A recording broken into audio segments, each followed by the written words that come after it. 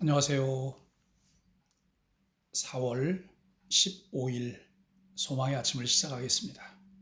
코로나19 치유와 회복을 위한 묵상, 오늘도 함께 말씀을 나누게 될 텐데, 오늘은 4월 15일 선거일입니다. 국가에 이제 중요한 국회의원들을 선출하는 일들인데, 우리들에 의해서 이제 오늘 선출되게 됩니다.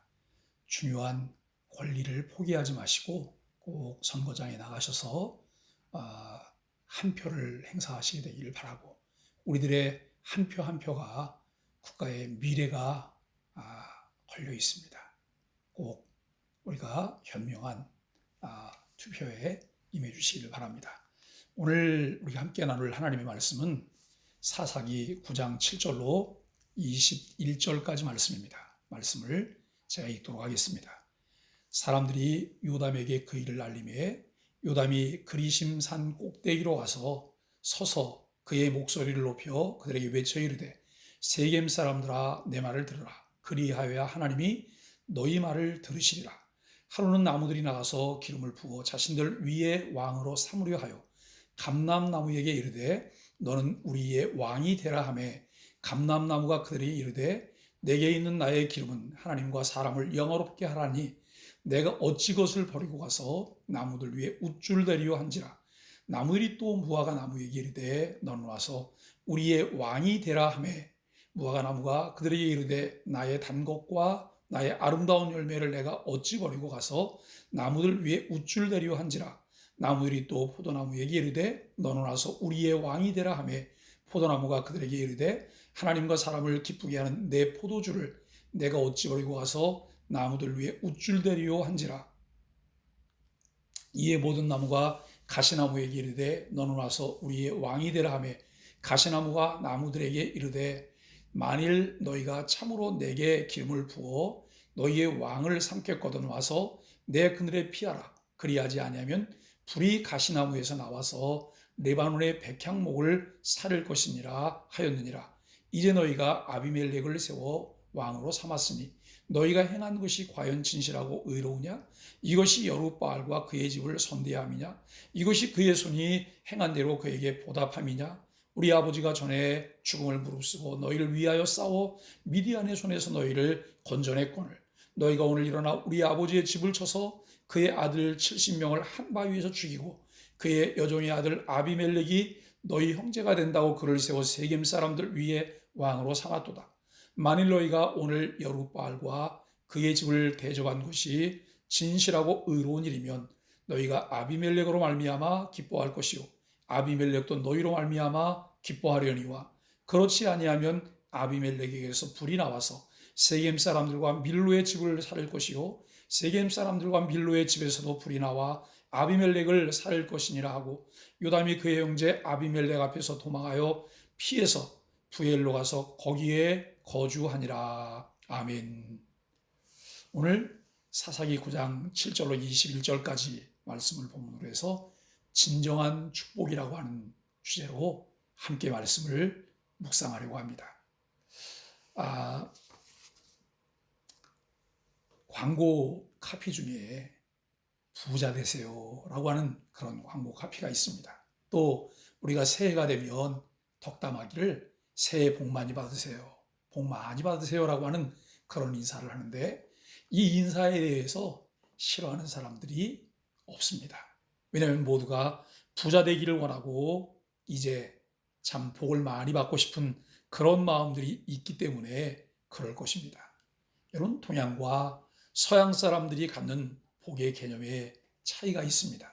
또 그리스도인과 비그리스도인들에게도 그 개념의 차이는 너무나 분명하다라고 하는 것을 우리가 생각합니다.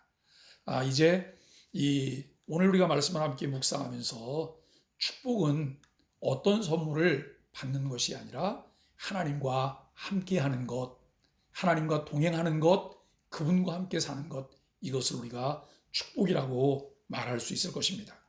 어제 우리가 말씀을 나눴던 이 9장 전반부에 있는 이 9장 1절로 6절까지 말씀을 우리가 함께 보았는데, 그 말씀 속에서 기드온이 죽은 후에 이제 그의 가문에 끔찍한 일들이 자행되어지지요. 그리고 아비멜렉이 스스로 왕이 됩니다. 근데 여러분, 아비멜렉이 이 이스라엘의 왕이 된 것이 축복일까요? 저주일까요? 이 아비멜렉이 스스로 왕이 된 것은 이스라엘에게는 축복이 아니라 저주였습니다. 70명의 형제들을 죽일 때에 위기에서 도망하여 유일하게 이제 생존했던 요담이라고 하는 아들이 있습니다. 그가 그리신산 꼭대기로 올라가서 나무 비유로 외칩니다. 그리심산은 세겜 근교에 있는 이제 산인데요. 이제 그리심산은 원래 축복을 선포하는 산이고 저주를 선포하는 산은 에발산이라고 하는 산입니다. 그런데 이 그리심산에서 축복과 저주가 선포되어집니다. 여러분, 우리의 신앙생활이 이미 베풀어 주신 하나님의 놀라운 구속의 사랑에 감사하며 또 기도하며 헌신하고 섬기는 그런 삶이 되어야 하지 않겠습니까? 문제를 해결받고 눈에 보이는 복을 받기 위해서 기도하고 헌금하고 봉사하는 교회 생활을 우리는 쉽게 볼 수가 있습니다. 그래서 우리는 쉽게 시험 들기도 하고, 여러분, 그런 것 때문에 교회를 떠나거나 교회를 옮기게 되는 경우도 보게 됩니다. 신비주의에 빠지거나 기복신앙에 빠져드는 분들도 참 많이 있으시죠. 여러분, 교회의 지도자들의 책임이라 저는 목사의 한 사람으로서 그렇게 생각합니다. 바르게 가르치지 못했기 때문에 그런 일입니다. 그런데 안타까운 일이지만 일부 부흥사들이 건전치 못한 집회에서 별미 안수라고 해서 많은 헌금들, 많은 금품을 요구하는 그런 경우가 있음도 우리가 보게 됩니다. 그런데 놀라운 것은 분별 없이 그 일에 참여하는 꽤 많은 교우들이 있다고 하는 것입니다. 여러분, 마지막 때 우리에게 필요한 것이 무엇일까요?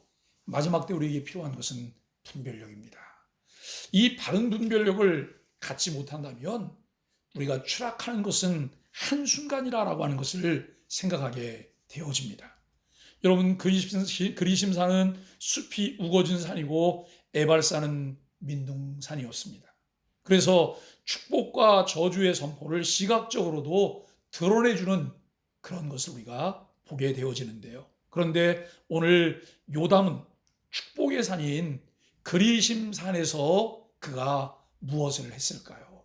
요담은 이제 축복의 산인 그리심산에서 그가 축복을 가장한 이 저주를 선포하게 됩니다. 아비멜렉이 왕이 되는 것은 축복의 자리가 아닌 저주의 자리임을 우화로 표현하고 있는 그런 내용입니다. 정말 자질이 있고 준비가 된 사람은 이제 어떤 자리가 그에게 주어질 때 여러분 쉽게 그가 사양합니다. 그러나 아비멜렉처럼 잔인하고 교만한 사람이 왕이 된 것은 매우 잘못되었음을 요담이 주장하고 있습니다. 여러분, 그리심산에는 많은 나무들이 있는데 그 많은 나무들이 그 나무들을 다스릴 왕이 되어달라고 이제 요청하게 됩니다. 감람나무를 찾아가서 요청합니다. 무화과나무를 찾아가서 요청합니다. 포도나무를 찾아가서 요청합니다. 그런데 감람나무와 무화과나무와 포도나무는 한결같이 무엇을 선택했을까요? 여러분, 그들의 말 속에는 이런 말들이 포함되어 있습니다. 우리에게 주어진 사명을 버리고 어떻게 우리가 우쭐댈 수 있겠느냐. 여기 우쭐댄다고 하는 이 말을 좀 주목해서 살펴봤으면 좋겠습니다. 우리에게 주어진 사명이 있는데 감람나무, 올리브나무지요. 이 올리브나무는 올리브나무대로, 또 무화과나무는 무화과나무대로, 포도나무는 포도나무대로 자기에게 주어진 고유의 열매를 자기가 드러내야 될 사명이 있는데 어떻게 그것을 포기하고 내가 우쭐대면서 다른 역할을 할 수 있겠느냐라고 하는 그런 말이죠. 완곡한 말로 왕이 될 수 없다고 하는 거절이었습니다. 그러자 그때 모든 나무가 마지막으로 이제 마지막 나무인 가시나무에게 우리의 왕이 되어달라라고 하는 그런 요청을 합니다. 그런데 이 가시나무는 전혀 예상치 못했던 제안이 자신에게 주어졌을 때 너무나 기뻐했습니다. 그리고 이 가시나무가 이렇게 말을 합니다. 너희가 참으로 내게 기름을 부어 너희 왕을 삼겠거든 와서 내 그늘에 피하라. 그리하지 아니하면 불이 가시나무에서 나와서 레바논의 백향목을 살 것이니라라고 답변을 합니다. 사랑하는 여러분, 오늘 우리가 말씀을 보면서 여기 올리브나무나 무화과나무나 포도나무는 동일하게 표현되는 그런 대답을 했습니다. 그 대답이 무슨 말이냐면 내가 어찌 버리고 가서 우쭐대리오 라고 하는 말입니다. 내가 어찌 버리고 가서 우쭐대리오. 그런데 개역 성경에 보니까 우쭐대리오 라고 하는 말을 요동하리오 라고 표현을 합니다. 바른 성경에서는 흔들거리겠느냐라고 하는 이런 표현을 사용하고 있습니다. 여기 요동하다, 흔들거린다라고 하는 뜻을 이제 표현하는 히브리어 낱말은 누아라고 하는 낱말을 쓰고 있어요.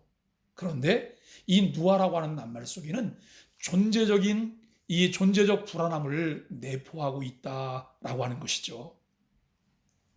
단지 물리적으로 흔들리는 것이 아니라 정체성이 불완전하다라고 하는 그런 이야기입니다. 정확히는 요동하는 것 외에는 다른 일을 할 수 없는 그런 상태고요. 그리하여 그 바탕 위에서 유익하고 좋은 결실을 기대할 수 없다는 말입니다. 여러분, 쉽게 다른 말로 표현하면 그는 적임자가 아니라는 거예요. 준비된 사람이 아니라는 거예요. 그 일을 잘 해낼 만한 차질을 갖추지 못했다고 하는 것입니다. 오늘 우리는 뿌리의 중요성을 말하고 있음을 보게 됩니다. 뿌리가 없으면 흔들리는 것 외에 아무것도 할 수 있는 것이 없다는 거예요. 우리들 주변에서도 그런 경우들을 많이 보게 되며 그 일들이 우리 공동체를 얼마나 불안하게 하는지 우리가 보게 되는데요. 여러분, 이런 경우들이 아닐까요? 첫째는 적임자가 아닌 사람에게 자기의 책임을 은근슬쩍 떠넘기고 그 자리를 피하는 경우. 두 번째는 잘못된 욕망 때문에 자질을 갖추지 못했음에도 불구하고 그가 다른 힘을 이용해서 지도자 자리를 차지하게 되는 그런 경우라고 말할 수 있을 것입니다. 그런데 그 역할을 돈으로 다 할 수 있는 것은 아닙니다. 여러분, 돈으로 살 수 없는 것이 많은데 결국 그것을 취하려고 무리한 방법들을 동원해서 그 자리에 그가 가게 된다면 결국 모든 사람들이 불행하게 될 것입니다. 그래서 그는 자기 자신을 과장하고 스스로 우쭐대는 이유는 결국 그의 내면의 상태가 불안하기 때문이라고 하는 것이죠. 그래서 더욱 외부적으로 자신을 포장해요. 더 높은 자리와 더 많은 돈들, 더 많은 성공을 원하면서 그는 횡포를 부리게 되고 군림하게 되는 이런 모습을 보게 되죠. 여러분, 고든 맥도날드라고 하는 분이 계신데요. 그분은 내면 세계의 질서와 영적 성장이라고 하는 책에서 이렇게 말씀합니다. 내면 세계의 질서가 없는 사람들의 특징이 있는데 그것이 뭐냐면 쫓기는 삶이에요. 성경은 악인은 쫓아온 사람이 없어도 그는 늘 쫓긴다고 말을 해요. 불안합니다. 위치가 늘 여러분 불안정하기 때문에 그는 늘 불안한 상태에서 쫓기는 삶을 살게 된다라고 하는 것을 보게 됩니다. 무언가 성취하기 위해서 자신을 증명하기 위해서 쉬지도 못하고 무엇을 추구한다면 그것을 성취한다고 해도 그 자리는 축복의 자리가 아닌 저주의 자리가 될 수도 있다고 하는 것입니다. 우리는 외부의 업적이 아닌 내면의 질서를 추구할 수 있는 은혜가 있기를 간절히 바랍니다. 여러분, 오늘 말씀 속에서 우리가 이러한 질문들을 한번 해볼 수 있을 것입니다. 우쭐거리는 가시나무를 바라볼 때 어떤 마음이 들까? 두 번째는 혹 지금 나의 마음 상태가 우쭐거리는 가시나무와 같은 상태는 아닐까라고 하는 것입니다. 여러분 건강한 국가와 사회 그리고 교회, 노회, 총회, 가정 공동체를 세우기 위해서 사람을 세우는 일들이 얼마나 중요할까라고 하는 것을 생각하면서 이런 부분들을 함께 나눠보면 좋겠습니다. 첫째는 하나님이 함께 하시는 복을 누리며 주어진 자리에서 책임과 역할을 충분히 감당해야 된다라고 하는 것입니다. 이번에 우리가 코로나 사태를 보면서 우리는 참 감사한 분들이 많으시죠. 여러분, 그 질병본부에서 늘 수고하시며 텔레비전에 나와서 발표하시는 여성분, 늘 감사하잖아요. 그분의 때때로 초췌한 모습들을 보고 또 머리 염색을 하지 못해서 여러분 하얀 부분이 더 많이 드러나는 이런 모습을 보면서도 그 모습들이 한없이 아름답게 보여지는 이유가 무엇일까요? 자기에게 주어진 자리에서 책임과 역할을 충분히 감당하기 때문이 아닐까요? 두 번째는 연합과 상생을 위해서 사람을 세우는 일에 신중을 기해야 된다라고 하는 것입니다. 사랑하는 여러분, 21세기는 다양한 시대입니다. 다변화 시대입니다. 이 다양하고 다변한 시대 속에서 우리가 각기 우리에게 주어진 은사들을 잘 활용하기 위해서 여러분 상생하는 것이 필요해요. 협업이 필요해요. 그러기 위해서는 사람을 잘 세우고 모든 사람들을 어우러지며 함께 일할 수 있는 그런 적임자들을 찾아내는 것이 매우 중요합니다. 세 번째는 하나님이 함께 하시는 은혜를 입은 사람은 협력하며 질서를 지키는 일에도 관심이 많은 사람이어야 한다라고 하는 것입니다. 여러분, 우리가 일을 잘 해야지요. 효과적으로 일을 잘 해야지요. 그러나 일을 잘 하기 위해서 일보다 더 중요한 것이 사람입니다. 우리는 여러분 일을 하면서 거기에 여러분 이 부작용과 또 많은 잡음이 일어난다고 한다면 어쩌면 일을 하지 않는 것만도 못할 수도 있어요. 또 때때로 여러분 일을 하면서 부작용을 일으키고 여러분 잡음을 일으키는 사람일지라도 그를 잘 품어낼 수 있는 사람들이 있다면 기다림이 필요해요. 그런 공동체가 여러분 건강한 공동체로 갈 수 있는 공동체임을 깨닫게 되어집니다. 이제 우리가 여러분 정말 건강한 공동체를 원한다면 우리에게 필요한 것이 무엇일까요? 그동안에 관행이 있어요. 제도가 있어요. 그런데 그 관행과 제도 중에 악습과 악법들이 있다면 과감하게 정비해야 합니다. 하나님이 함께 하시는 복된 준비된 사람으로 꼭 필요한 일에 나 자신을 내어놓으며 헌신하는 가치 있는 존재가 되어야 하지 않을까요? 다른 사람들이 여러분 만들어 놓은 공동체 속에 엉덩이만 슬그머니 걸치고 편승해서 가는 여러분 그런 얌체 같은 사람들이 아닌 건강한 공동체를 세우기 위해서 우리에게 가진 역량과 책임을 다하면서 함께 협력하고 세워가는 하나님의 은혜가 있게 되기를 간절히 바랍니다. 여러분 우리가 우리의 삶 속에서 누릴 수 있는 여러분 진정한 축복이 무엇일까요? 하나님이 함께 하시는 것을 경험하는 것입니다. 저와 여러분들이 그렇게 살게 되기를 주님의 이름 간절히 축복합니다. 오늘도 우리가 몇 가지 기도의 제목을 가지고 함께 기도하기를 원합니다. 첫째는 이미 받은 복을 깨닫고 감사하게 하소서.